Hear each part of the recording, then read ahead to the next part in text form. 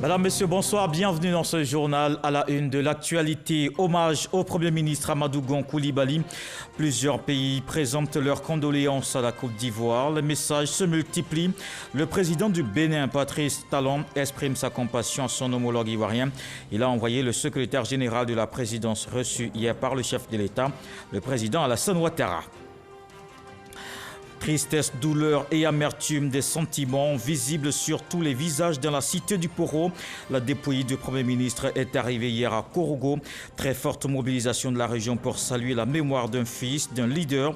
Les populations se sont mobilisées pour accueillir Amadou Gon Coulibaly. Et puis la lutte contre la Covid-19 se poursuit. La Côte d'Ivoire a enregistré 366 nouvelles contaminations. À ce jour, le pays compte au total 13 403 cas confirmés. Le gouvernement rappelle qu'il faut rester vigilant et prudent. Tous les pays se mobilisent et partagent le deuil qui frappe la Côte d'Ivoire. Le Bénin exprime sa compassion. Le président Patrice Talon a envoyé un émissaire. Le secrétaire général de la présidence a présenté les condoléances au chef de l'État, Alexis Ouedraogo. Le Bénin, aux côtés de la Côte d'Ivoire en cette période de deuil national. Ce mercredi, le ministre d'État, secrétaire général de la présidence, est venu au nom du président Patrice Talon exprimer toute la compassion du peuple béninois au chef de l'État, Alassane Ouattara. Le président Patrice Talon entretenait d'excellentes relations avec le Premier ministre Amadou Gon Coulibaly. Ils se connaissaient très bien et donc on ne peut pas être surpris de notre présence ici. Nous sommes porteurs d'un message de condoléances du président Patrice Talon au président de la République de Côte d'Ivoire. Le ministre d'État conduisait une forte délégation au sein de laquelle le ministre des Affaires étrangères et de la coopération, Aurélien Agbenancy. Amadou Gon Coulibaly sur les terres de ses ancêtres à la dépouille du Premier ministre est arrivé hier à Korogo. Aujourd'hui, la région lui rend un hommage populaire au stade municipal. Tout le district des Savanes est mobilisé ce jeudi. Des délégations sont également arrivées d'autres régions du pays. Ils sont tous venus exprimer leur compassion et attachement à l'homme. Moment de témoignage, de soutien et de reconnaissance. La population salue la mémoire de l'illustre disparu. Et c'est hier que la dépouille du Premier ministre est arrivée à Korogo, le cercueil aux couleurs nationales. Dans le recueillement et la douleur, les populations étaient à l'aéroport. Une mobilisation qu'on voit dans ce reportage de Mahama Traoré. Aéroport de Korogo ce mercredi, il est presque 17 h lorsqu'a atterri un premier avion cargo de l'armée ivoirienne. À son bord, une famille éplorée, celle du défunt Premier ministre Amadou Gon Coulibaly. La génitrice Adja Fatoumata Gon Coulibaly, l'épouse Assetou, les enfants, frères et sœurs du chef du gouvernement sont ici pour l'accompagner à sa dernière demeure. D'ordinaire, c'est une foule en liesse qui accueille le Premier ministre à sa descente d'avion. Celle qui était présente ce mercredi à l'aéroport de Korogo était plutôt triste d'accueillir la dépouille du chef du gouvernement. 17h45, famille, proches et collaborateurs regardent avec impuissance la dépouille d'Amadou Gon Coulibaly descendre de l'Antonov de l'armée de l'air ivoirienne. Une fois sur le tarmac, le cercueil est lentement porté par 6 officiers de l'armée vers le commande-car. Le cortège funèbre peut enfin s'ébranler vers la ville de Korogo, peut ainsi démarrer l'ultime tour d'honneur, l'ultime communion du fils prodige avec les siens. Dans la cité du Poro, on se souvient de ce bâtisseur, de ce leader. On salue une vision de développement, un homme politique loyal à Korogo. Tout le long du parcours de l'aéroport au centre-ville, c'est dans une ferveur pleine d'émotion que la population accueille le Premier ministre du quartier Belleville en passant par Tikelezo, quartier 14, Soba et Gbandala. Le cortège mortuaire qu'a suivi Kader Sogodogo. 17h45 mercredi 15 juillet. Décédé le 8 juillet 2020, la dépouille d'Amadou Gon Coulibaly, le Premier ministre, est arrivée à Korogo, chez lui, paré du drapeau national. Installé sur un camoncar de l'armée, Amadou Gon Coulibaly peut aller à la rencontre des siens. Cette fois-ci, Il faudra accepter la triste réalité. L'enfant du terroir arrive sans vie. Cette connexion avec son peuple n'est plus pareille. Au carrefour Tekelezo, l'accueil des Dozo nous ramène à cette triste réalité. Amadou Gon Coulibaly n'est plus. Durant le parcours, des applaudissements. Korogo veut saluer son lion. Korogo veut saluer son fils.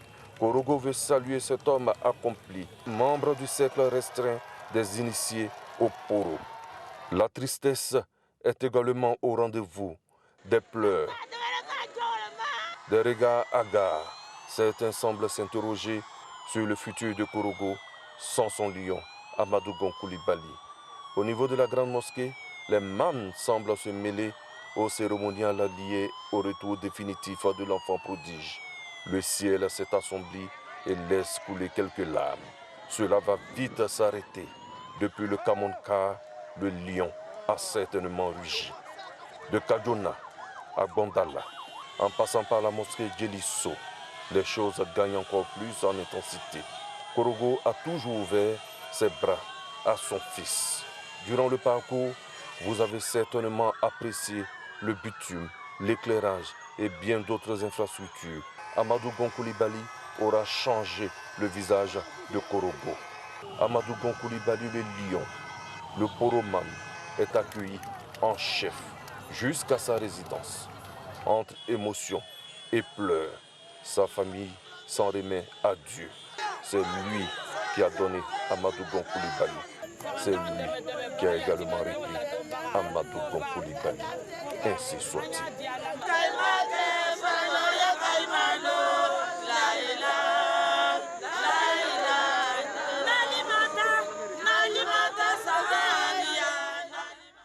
Des membres de la famille, des autorités locales et religieuses, une forte mobilisation du Poro et d'autres régions, une population étreinte par la douleur, vous venez de le voir. On va écouter quelques réactions au micro d'Abou Sanogo. C'est une perte nationale pour toute l'Afrique, mais en particulier pour la région du Poro. Alors nous qui y résidons, sincèrement, c'est même pas évident de pouvoir vous parler, tellement on est peiné. Mais là, c'est la volonté de Dieu. Il est parti, mais son esprit demeure. Parce que c'est un modèle, un homme fidèle, loyal et travailleur. Très persévérant, C'est des modèles, c'est des vertus quand même que chacun va essayer de s'inculquer ça à sa mémoire. Il aime sa région. C'est un monsieur qui était beaucoup ancré dans la tradition, quand bien qu'il était dans le modernisme au gouvernement, mais il aimait beaucoup sa ville. Je pense qu'il a tout donné. Il y a des liens très forts qui unissent ces deux familles-là, la famille Gon Coulibaly et la famille Yacouba Sylla. Et donc, à ce titre, on se devait d'être présent pour manifester toute notre compassion, pour traduire, n'est-ce pas, toute notre douleur à l'endroit de la famille éplorée. Ce deuil nous frappe au même titre que la famille Gon Coulibaly. Et l'homme pour qui nous sommes rassemblés ce jour fut un grand homme. Malheureusement, on se retrouve à parler de lui au passé. On aurait voulu que les choses se passent autrement, mais que peut-on face à la volonté de Dieu? Nous acceptons sa volonté, mais ce que nous retenons de l'homme, c'est l'homme acharné pour le travail, c'est l'homme loyal et c'est l'homme compétent. Nous venons de perdre un espoir, un soutien, un pilier. Et je suis actuellement désorienté parce que Amadou Gon, quelle que soit l'heure, quel que soit le moment, à chaque fois que je l'appelais, il répondait favorable à mes doléances. Et je ne peux que me remettre à Dieu. Amadou Gon était un homme rigoureux, humble, généreux, courtois, qui avait pour priorité d'aider les prochains, d'aider surtout les faibles. Parce que chaque fois que je lui parlais des préoccupations des populations, il est nécessaire de m'aider. Et aujourd'hui, c'est comme j'ai perdu un espoir. C'était une autre journée de peine et de tristesse. La région du Poro accueille son fils, partage ses derniers instants avec lui. Depuis 11 ans, on a fermé le marché pour venir attendre le corps de feu Amadou Gon Coulibaly. Sincèrement, ça nous fait mal. Jusqu'à présent, même regarder le journal, on n'arrive pas à regarder le journal. Parce que quand je regarde le journal, je commence à pleurer. En tout cas, que la terre lui soit légère. C'est quelqu'un qui a été un homme de conviction. Quand Amadou Gon dit, il fait. Moi-même, il m'a plusieurs fois appelé. Il m'a dit, Sona, viens avec tes amis. Mais dès qu'on arrive, toute la prunesse en même temps tenante, il fait. C'est quelqu'un aussi qui est beaucoup réservé, mais qui n'est pas méchant. Il a beaucoup fait pour nous dans nos activités. Nous demandons à Dieu de l'accompagner, comme il nous a aidés sur terre, pour que les anges puissent être à ses côtés. Grand marché ici, là. Amadou Gon me donne tout. Il a fait, ma soeur était malade, il a soigné. Ma grand-soeur aussi, il a envoyé à la Mecque, tout ça là, Amadou Gon. Moi, des carèmes là, ils ont envoyé beaucoup de cadeaux qui ont donné nous maintenant, nos grands marchés là. Malheureusement, Dieu a décidé autrement, mais nous sommes orphelins. Nous nous sommes dit qu'il fallait venir vraiment rendre hommage à nos papas, c'est pourquoi nous sommes là cet après-midi. Aujourd'hui, toute la Côte d'Ivoire retient qu'il y a un grand homme qui est parti. Qu'il soit de l'opposition ou du RHDP, en tout cas tout le monde retient aujourd'hui qu'il y a un grand homme qui est parti. Donc vraiment, nous on prie pour que son âme puisse reposer en paix. Son corps repose en paix. Amadou Gon, le Premier ministre, c'est quelqu'un qui a fait beaucoup pour les Dozo et beaucoup même pour Corgo et en général même pour la Côte d'Ivoire. C'est monsieur qui nous est très cher, donc nous voulons lui rendre un dernier hommage. Un dernier hommage pour tout ce qu'il a fait pour Corgo, pour tout ce qu'il a fait pour le pays, pour tout ce qu'il a fait enfin pour la nation ivoirienne. Le décès du Premier ministre Amadou Gon Coulibaly est une grande perte. Notre père, notre mentor, vient de nous quitter. Nous sommes très affligés par rapport à la situation. Nous retenons de lui que c'est un monsieur qui est rigoureux, méthodique, qui aime bien le travail. C'est une motivation pour nous, la jeunesse estudiantine, de véhiculer, de participer encore à l'hommage qui est rendu à ce grand homme de la région du Poro. Nous souhaiterions que, après lui, qu'on trouve quelqu'un qui peut le représenter à Corgo, au niveau de Corgo, surtout au plan national. Et qu'on souhaiterait encore que Alassane nous revienne encore. Ici à Abidjan, hier matin, c'était un grand rassemblement au Palais des Sports de Treichville. Le RHDP pleure celui qui a été désigné comme son candidat à l'élection présidentielle du 31 octobre prochain. Un hommage en présence du président de la République. Alassane Ouattara salue le soutien des militants et sympathisants à un homme qui aura marqué le parti, celui qu'ils appellent le Lion. Viviane Aimé. Après l'hommage national rendu la veille à la mémoire du grand serviteur de l'État qu'a été le Premier ministre, chef du gouvernement, ministre du budget et du portefeuille de l'État, Amadou Gon Coulibaly, le RHDP, parti qu'il a contribué à édifier et dont il était le président du directoire et le candidat désigné pour la présidentielle du 31 octobre 2020, s'est mobilisé à son tour pour lui rendre un hommage populaire. C'était ce mercredi 15 juillet, au stade du Palais des Sports de Treichville, que les militants ont investi en très grand nombre pour pleurer le départ de celui qu'ils appelaient avec admiration le Lion ou AGC. C'était bien la première fois que le RHDP tient un grand rassemblement sans qu'on ne voie arriver le président du directoire Amadou Gon Coulibaly, toujours sous de vifs applaudissements. Le président du parti, le président Alassane Ouattara, était présent, accompagné de son épouse, la première dame Dominique Ouattara, pour cet ultime hommage à la mémoire de son plus fidèle lieutenant, en présence de sa veuve, Assetou Gon Coulibaly, de ses enfants et des autres membres de sa famille. Une délégation politique est venue du Bénin témoigner sa solidarité au RHDP en cette situation douloureuse. Pour honorer la mémoire de leurs vaillants héros, chaque structure du parti a offert une couronne de fleurs à titre posthume. Plusieurs intervenants se sont exprimés. Au total, 8 hommages ont été prononcés. 8h41, mercredi 8 juillet, tu étais si joyeux comme si c'était ton premier conseil de ministre, Amadou. Et tu me disais, écoute, Big, j'ai fait le conseil de gouvernement.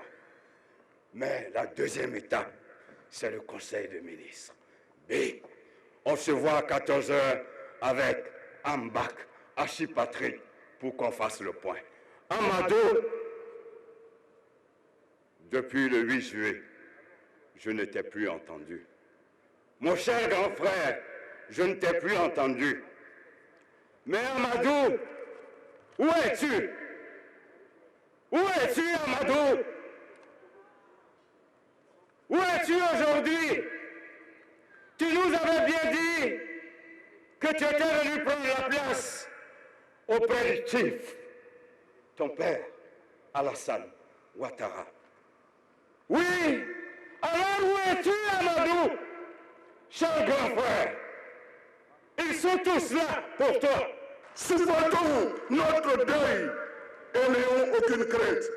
Chers militants, la seule présence du président Alassane Ouattara à la tête de la troupe RHDP est une source de réconfort et un gage de sécurité qui donne des frissons et du tournis à nos adversaires déjà agités et ébranlés. Et pour finir, contre toute attente, le président du parti, le président Alassane Ouattara, s'est exprimé à son tour. Malgré ma douleur, je ne pouvais pas ne pas prendre la parole pour vous dire un grand merci à chacune et à chacun de vous pour l'accueil, l'affection, la disponibilité que vous lui avez manifesté tout au long de sa carrière et de sa vie à Abidjan, et vous dire que vos prières, je suis sûr, l'accompagnent et lui permettront de continuer de veiller sur notre grand parti. Merci à chacune et à chacun de vous. Merci pour Amadou, mon fils.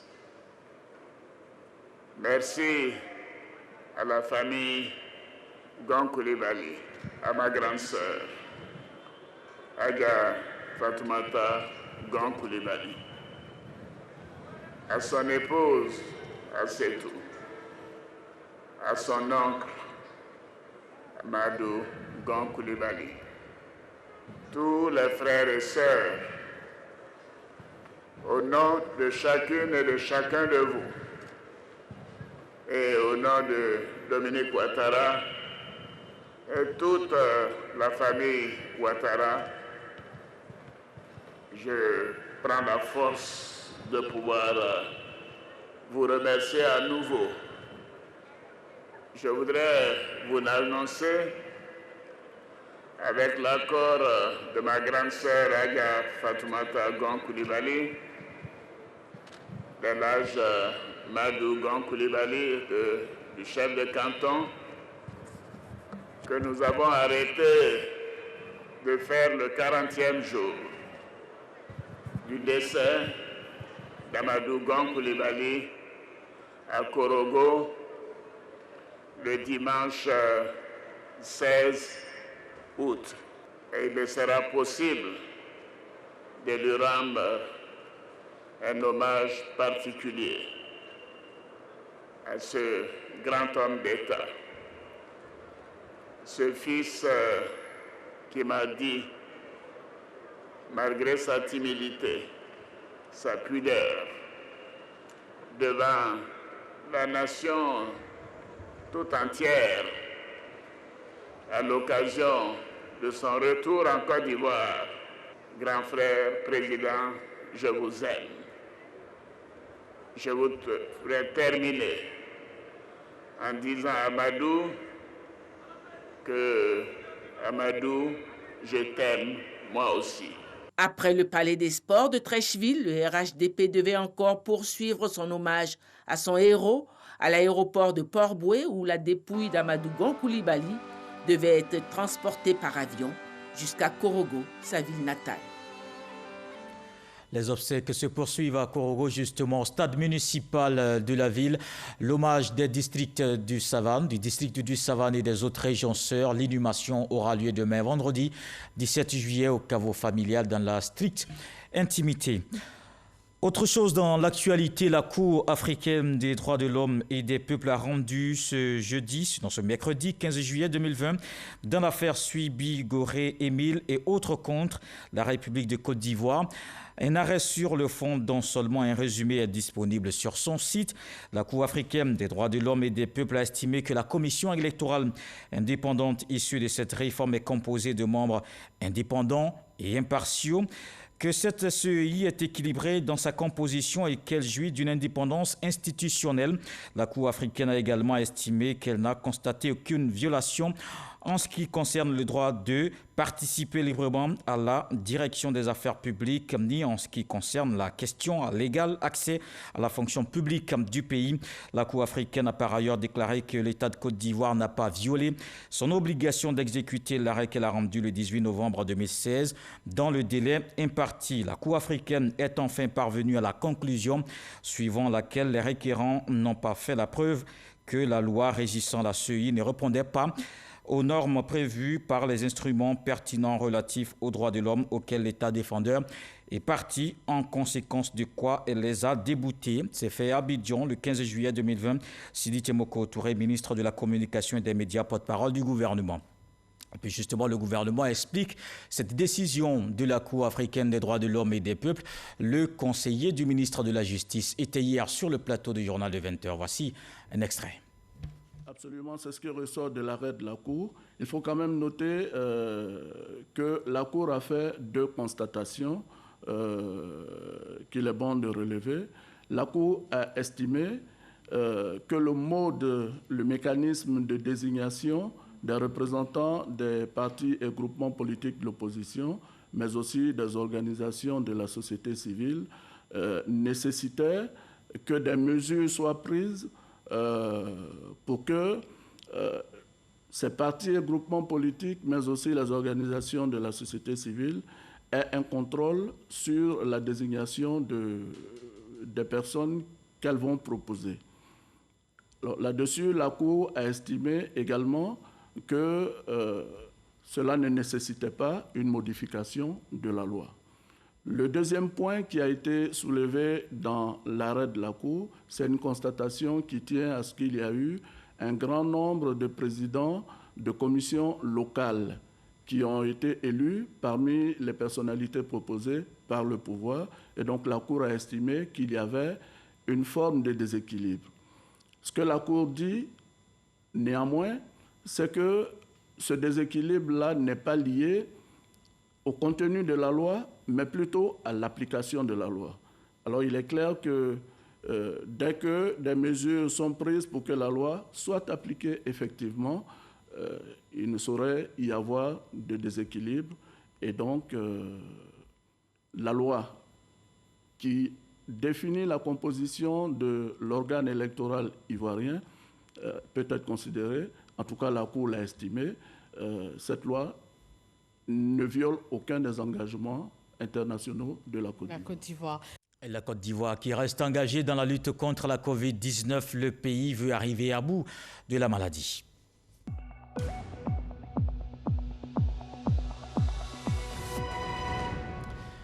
Depuis hier 15 juillet, Abidjan est sorti de l'isolement. Le trafic a aussitôt repris.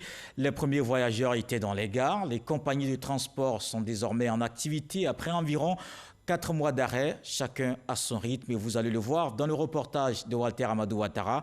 C'est avec encore un peu de timidité. Relativement à la crise sanitaire liée à la COVID-19, le Conseil national de sécurité indique la fin de l'isolement du Grand Abidjan ce mercredi 15 juin 2020. Un ouf de soulagement pour les différentes compagnies de transport et leurs clients. Bon, j'ai appris l'information sur les réseaux sociaux. Maintenant, on peut voyager. C'est vraiment un grand plaisir pour moi parce qu'il y a longtemps que je n'ai pas vu ma famille. Donc, ça me permet aujourd'hui d'aller à Yamoussoukro, aller voir ma petite famille. Moi, je vais parce que je viens de perdre mon petit frère. Donc, je vais pour les obsèques. Bon, en quelque sorte, je peux dire que je suis contente puisqu'il y a la possibilité de pouvoir partir. Nous avons, comme vous avez vu tout à l'heure, amené nos clients à apporter le cache-nez, se laver les mains, à utiliser le gel hydroalcoolique. Donc, c'est des mesures barrières qui s'imposent à l'ensemble des Ivoiriens que nous sommes. De Koumassi à Adjamé, en passant par Treichville, la reprise du transport se déroule de façon timide. Parce que vous allez voir que le parc automobile, notamment les véhicules lourds de transport de passagers, les autobus, ont pratiquement garé pendant 4 mois. Les questions donc de la réassurance vont se poser.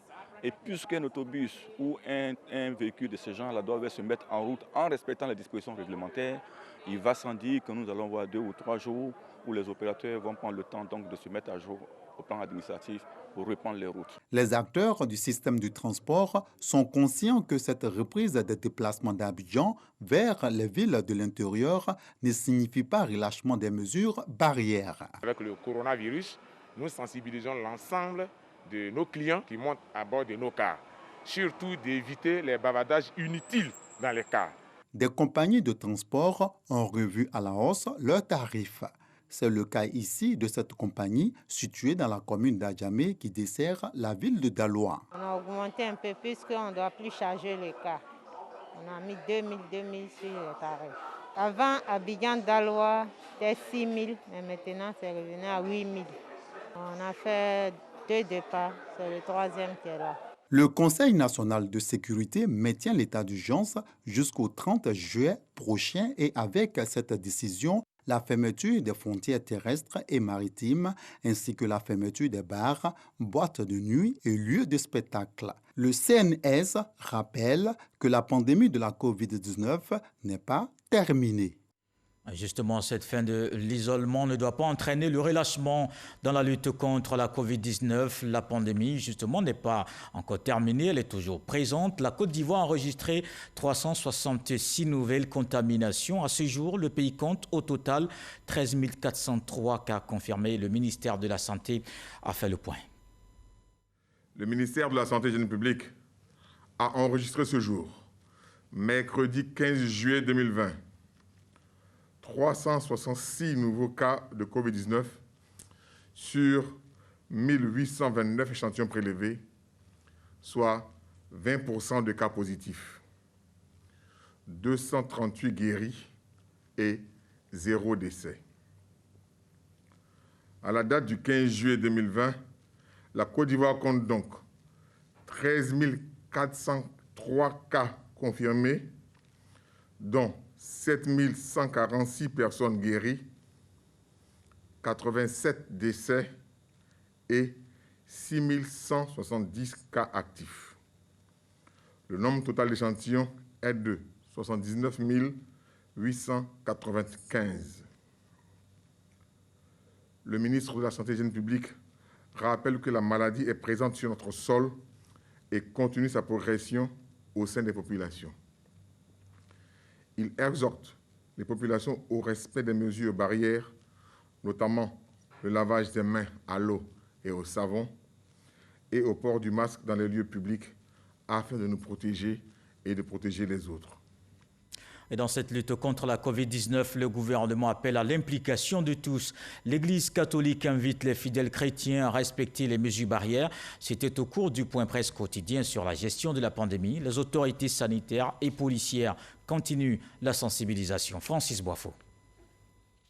Bien qu'elles soient frappées par le deuil, les forces de l'ordre restent vigilantes et déterminées à assurer la sécurité des biens et des personnes pendant les obsèques de Amadou Gon Coulibaly. Au-delà de l'émotion débordante, compréhensible en pareilles circonstances, invitons aux fins de rappel, au nom de M. le ministre de la Défense et de la Sécurité, tous nos compatriotes à respecter et faire respecter à toutes les étapes de cet hommage historique dû au rang, fonction et mérite de l'illustre disparu, toutes les mesures sécuritaires et sanitaires qui, en dépit de la levée de l'isolement du Grand Abidjan, demeurent en vigueur. Les agents de santé sont également à la tâche et tous les services restent ouverts, selon le docteur Edith Kwasi du ministère de la Santé et de l'Hygiène publique. Le ministère de la Santé et de l'Hygiène publique recommande également la fréquentation des structures de santé, publiques ou privées, pour la prise en charge urgente et appropriée des nombreux autres défis de santé qui existent, en particulier chez la femme enceinte ou l'enfant de 0 à 5 ans. On éviterait alors l'apparition d'autres épidémies ou d'autres urgences sanitaires. À ce rendez-vous avec la presse, le 114e du genre sur la Covid-19, le père Éric Norbert Abékan représentait l'Église catholique. La Covid-19 existe. La Covid-19 fait des dégâts. Mes frères, mes sœurs, soyez attentifs, que chacun puisse se dire la Covid-19 ne passera jamais par moi parce que je vais suivre les mesures barrières. Bientôt, la livraison de plusieurs centres intégrés de prise en charge complète des malades du coronavirus à l'intérieur du pays. Retenant qu'Amadou Koulibaly est sur la terre de ses ancêtres. La dépouille du Premier ministre est arrivée hier à Korogo. Aujourd'hui, la région lui a rendu un hommage populaire au stade municipal. Tout le district des Savanes mobilisé ce jeudi. Des délégations sont également arrivées d'autres régions du pays. Ils sont tous venus exprimer leur compassion et attachement à l'homme. Moment de témoignage, de soutien et de reconnaissance. La population salue la mémoire de l'illustre disparu. Voilà qui met un terme à ce journal. Merci de l'avoir suivi. Mais c'est Paul Faure qui disait « La vie nous donne toujours une seconde chance qui s'appelle demain ». Dieu voulant, on se retrouve très bientôt.